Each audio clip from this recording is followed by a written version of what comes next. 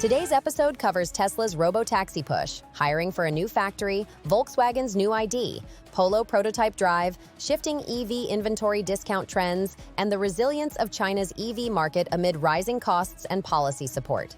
Welcome back to Auto News Daily. I'm Leah Morgan. Let's dive into today's headlines. Tesla is actively recruiting for a Robotaxi factory and expanding sales staff hires to support the program. The company's hiring postings point to a ramp-up in production capacity and a broader commercial effort to bring autonomous-capable vehicles into service, and the roles include factory floor positions as well as customer-facing sales and service functions.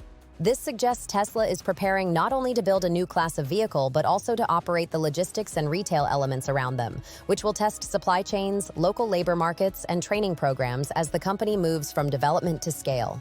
Beyond hiring numbers, the recruitment effort signals how automakers are thinking about workforce structure for autonomy-era production. Building a robotaxi at volume requires different coordination between software, hardware, and manufacturing teams, and Tesla's job listings hint that the company is aligning operations for that integrated approach. For regional economies where these factories will sit, there could be a surge in demand for technicians, assemblers, and sales staff who are familiar with EVs and software-first vehicle models, a trend that will put pressure on vocational training providers and suppliers to keep pace. Moving now to electrified small cars in Europe, Volkswagen has been testing a prototype of the ID. Polo, the EV take on its compact Polo model, and early drive impressions emphasize an urban-first character. Engineers appear to have tuned the car for city agility and efficiency while leveraging Volkswagen's modular electric architecture to deliver a familiar cabin and simplified packaging. For buyers looking at a compact EV, the ID. Polo represents another attempt by a mainstream OEM to bring electric drivability and accessible pricing into the small car segment. The significance of that prototype test goes beyond one small model. Volkswagen is using the ID. Polo to fill a gap in its ID family and to compete where many buyers still choose compact combustion cars for affordability and practicality. If the production version retains the prototype's balance of space and efficiency, it could nudge customers who are hesitant about range or cost toward a factory-backed small EV, reshaping entry-level EV competition across Europe, and potentially influencing battery sourcing and platform economies of scale. Shifting to market dynamics, Tesla is expected to face significantly lower EV inventory discounts going into 2026. In plain terms, that points to fewer deep price cuts on leftover Teslas and a tighter relationship between list prices and transaction prices next year. For Tesla, reduced discounting would suggest healthier demand or more disciplined production planning. For the broader market, it can impact how rival OEMs price their inventory and plan incentive programs. Lower inventory discounts can ripple into used car values, dealer margins, and broader consumer expectations. If Tesla holds prices firm, competitors may be pressured to either follow suit or differentiate with new incentives and services. At the same time, manufacturers and dealers will be closely watching how discounting behavior affects turnover rates, residual values for leases, and supply chain planning that depends on stable production forecasts. Turning to the world's largest EV market, China continues to show robust growth even as input costs rise and policy support evolves. Automakers operating in China are managing higher material and logistics costs, but sustained government measures and local incentives have helped keep consumer uptake strong. That combination of policy backing and resilient demand has kept the market attractive for both domestic and international players, and it continues to be a major source of innovation and scale for global EV supply chains.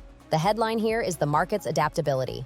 Chinese OEMs and suppliers have been able to optimize local production, shorten supply chains, and introduce models that match domestic buying preferences, which helps offset inflationary pressures. For global manufacturers, success in China increasingly means tailoring products and pricing strategies to a fast-moving environment where policy levers and consumer trends shift quickly, and where success can translate into exportable scale economies and technology leadership. If you enjoy this coverage, please like and subscribe. It helps us keep bringing the news to you.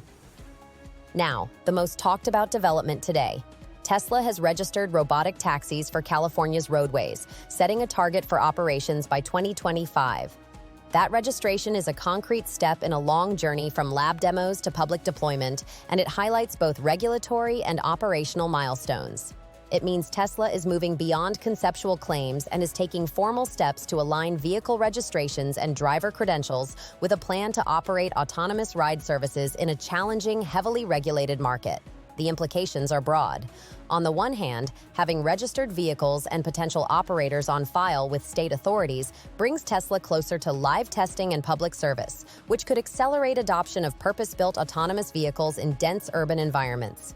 On the other hand, it raises questions about safety oversight, insurance frameworks, and how regulators will evaluate real-world performance compared with human driving.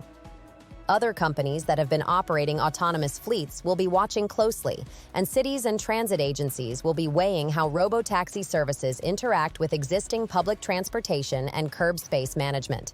For the industry, a registered robotaxi program from a major EV OEM changes the competitive landscape.